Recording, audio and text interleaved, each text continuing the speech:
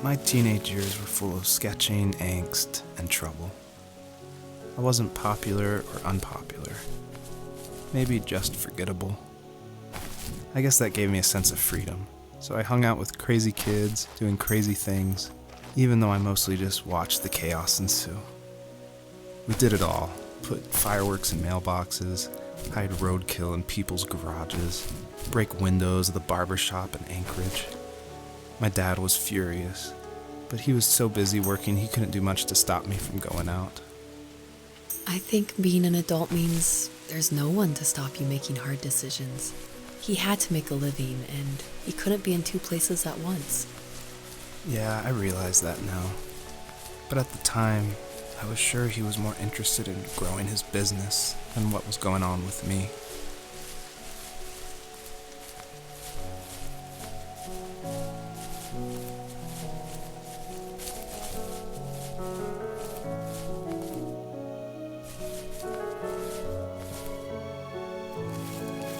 He was working another late night, and my friends were over, saying how bored they were and how they had come all the way out to my house for nothing.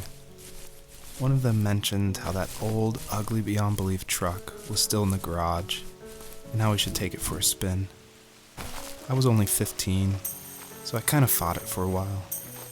The next thing I knew, we were careening around the mountain path, rocks spitting onto the sides of the cliff, while my dad's cringeworthy bluegrass blared out the speakers. I drove while my friends were in the back of that yellow and purple truck, throwing beer bottles and trash at anything remotely interesting. Felt like I was soaring in the air with borrowed wings. But all good things have endings. A cop outside of Eagle River pulled us over after he saw us in a bottle rocket into someone's yard.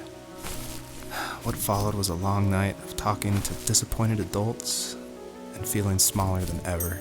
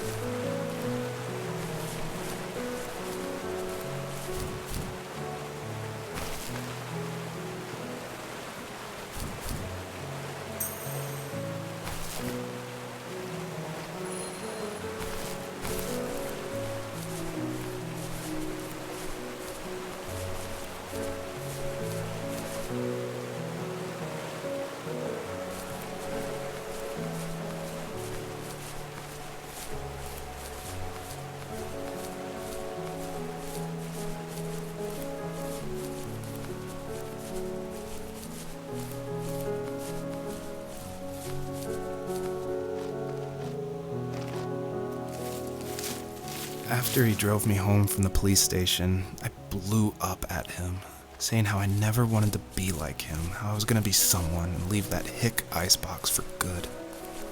He just looked forward at the road with tired eyes. I took out that bluegrass tape from the cassette deck and chucked it out the window.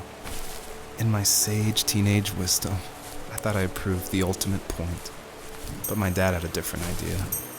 He slammed the brakes, slowly bowed his head while gripping the steering wheel, and finally looked at me. All he said, like it was a polite request, was, "Make this right." I sat there in silence, fuming, but I eventually got out and combed every square inch of the woods, muttering profanity after profanity. I found it 30 minutes later, near a small waterfall off the road. I went back to the truck, put the wet tape back in, and sure enough it worked. We didn't speak another word to each other the rest of the night. Wow, I knew you were a crazy teenager, but It's hard to believe, isn't it? It surprises me too. It's like I didn't really know who that kid was back then. I bet my dad thought the same thing over and over. It's almost like he was saying, "Make this right," to himself, more than to me.